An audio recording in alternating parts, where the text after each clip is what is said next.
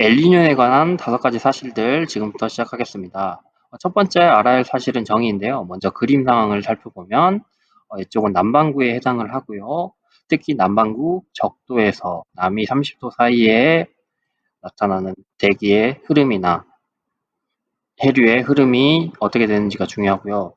일단 태평양 상황을 살펴보겠습니다. 태평양을 중심으로 동쪽에는 페루, 그리고 서쪽에는 호주와 인도네시아 대륙이 있고요.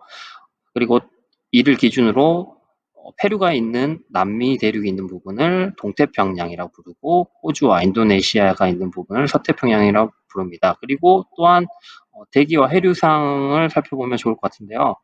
먼저 이 영과 남위 30도 사이에는 남동 무역풍이 붑니다. 이 남동 무역풍의 영향으로 해류가 발생을 합니다. 그 해류가 바로 남적도 해류가 되겠습니다. 남적도 해류가 이렇게 흐르고요. 그래서 동에서 서로 흐르는 상황이 발생을 합니다. 이게 이러한 패턴이 변하면서 이상 기후가 나타나는데요. 그래서 정의를 살펴보면 엘니뇨는 이 동태평양 수온이 평소보다 0.5도씨 이상 상승하는 현상, 이러한 이상 기후를 나타내는 거고요. 라니냐의 경우에는 동태평양 수온이 평상시보다 0.5도씨 이상 감소하는 이상 기후 현상을 나타냅니다. 그래서 그 원리를 두 번째로 살펴보겠습니다. 먼저 평상시의 상황인데요. 먼저 무역풍이 보면 무역풍이 이렇게 동에서 서로 불고요. 그에 따라 무역풍의 영향으로 남적도 해류가 이렇게 붑니다. 그러면 물의 이동이 이쪽으로 이동했기 때문에 이쪽 부족한 부분을 채우기 위해 밑에서 용승이 일어나게 되는 거고요. 또한 기압 배치를 살펴보면 바람이 동에서 서로 불고 있기 때문에 호주는 저기압이 되고 그에 따라 상승 기류가 발생을 하고요. 그러면 이러한 순환이 발생합니다. 페루는 고기압이 되고요. 이러한 순환을 워커 순환이라고 부릅니다. 그래서 평상시에는 이러한 순환을 나타내는데 기압 배치이며 용승이며 이러한 상태를 나타내는데 엘니뇨와 라니냐가 발생에 따라 여러 가지 변화가 발생하는데 각각 한번 살펴보겠습니다. 첫 번째 무역풍의 세기가 변화가 일어나고요. 두 번째로 남적도 해류의 세기가 변화가 일어나고 그에 따라 용승 세기의 변화 일어나고 기압 배치 변화 일어나고요. 그 다음에 수온 약층의 깊이, 여기 보면 지금 물이 이렇게 이동했기 때문에 수온 약층이 약간 상승한 상태인데요. 이 수온 약층의 깊이가 변화가 일어나고 마지막으로 피해 상황이 발생을 합니다. 그래서 각각 어떤 변화가 일어나는지 알아보겠습니다. 먼저 엘니뇨 시기에는 무역풍이 약화합니다. 무역풍이 약화함에 따라 해류도 약해지고요. 해류가 약해지면 당연히 용승도 약화되겠죠. 용승이 밑에 찬물이 못 올라오니까 동태평양 수온이 높아지는 결과가 나타납니다. 그리고 기압 배치도 역시 저기압이 동쪽으로 이동하기 때문에 서부 동저 기압 배치를 갖습니다. 서쪽이 고기압, 그리고 동쪽이 저기압. 그리고 용승이 적게 일어나기 때문에 수온 약층의 깊이가 이렇게 깊어지는 것을 확인해 볼 수 있고요. 그에 따라 피해는 서쪽, 이 호주 쪽에는 평소에 비가 내렸는데 비가 안 오기 때문에 가뭄이 일어나고 저기압이 동쪽으로 이동했기 때문에 동태평양은 홍수가 발생을 합니다.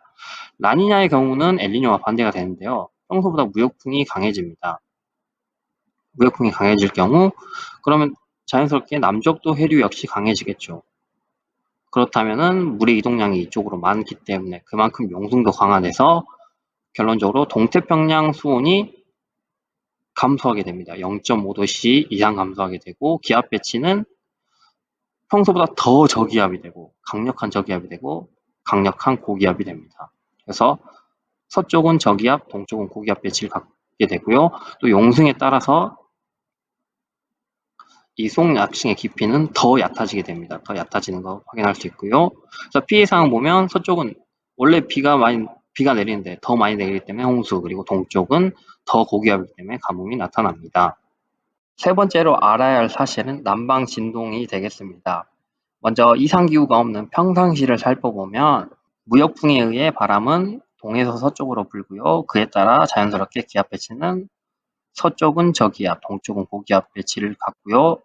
자연스럽게 이러한 워커 순환이 발생하게 됩니다. 그러나 어떤 원인에 의해 무역풍이 약화된다 하면은 기압 배치가 변하게 되겠죠. 서쪽은 고기압, 동쪽이 저기압, 그리고 더 동쪽은 고기압이 됩니다. 워커 순환의 변화가 발생을 하게 되고요. 엘니뇨에 갔다가 다시 평상시로 돌아오고 평상시에서 다시 라니냐로 넘어가는데 라니냐의 경우에는 무역풍이 평소보다 더 강하게 발생합니다. 그러면 여기는 더 저기압이 되고 이쪽은 더 강력한 고기압이 되어서 이러한 워커 순환의 강화가 발생을 합니다. 그래서 남방진동이랑 하면 워커 순환의 변화에 따라 기압 배치의 변화가 나타나는데요. 고조가 왔다 갔다 하면서 그 기압이 진동한다는 얘기입니다. 또 한 가지 알아둬야 할 점은 남방진동 지수인데 이것은 동태평양의 기압과 서태평양의 기압을 뺀 값을 얘기합니다. 엘니뇨 시기에는 저기압이 동쪽으로 이동하기 때문에 동쪽이 저기압이 되는 거죠. 그래서 마이너스 음의 값을 갖고요. 라니냐 시기에는 평소보다 더 저기압이 되고 더 고기압이 되기 때문에 기압이 더 크기 때문에 플러스 값을 갖게 됩니다. 이런 걸로 그래프를 만들어 봤을 때 시간과 기압의 차로 X축, Y축을 설정을 하고요. 그러면 엘니뇨 시기에는 동태평양의 기압이 감소하기 때문에 마이너스가 되고 라니냐 평상시로 돌아왔다가 라니냐 시기에는 동태평양 기압이 증가하기 때문에 플러스가 되고 마이너스 플러스 이런 진동 패턴. 그래서 이것을 남방 진동이라고 하고 그 지수가 플러스라고 하면은 라니냐가 되는 거고 마이너스가 되면은 엘니뇨라고 정의를 하면 됩니다. 네 번째로 알아야 할 사실은 엔소인데요.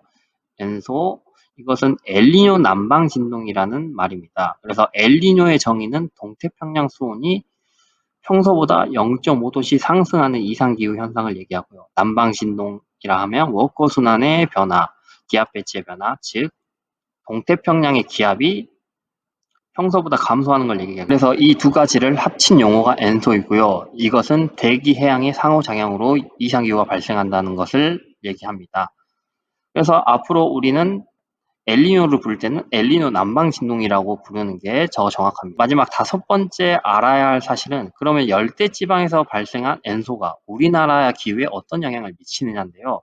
그림을 먼저 살펴보면 그림은 엘니뇨의 영향으로 9월, 10월 그러니까 늦여름의 기압 기온 변화를 얘기하는데요.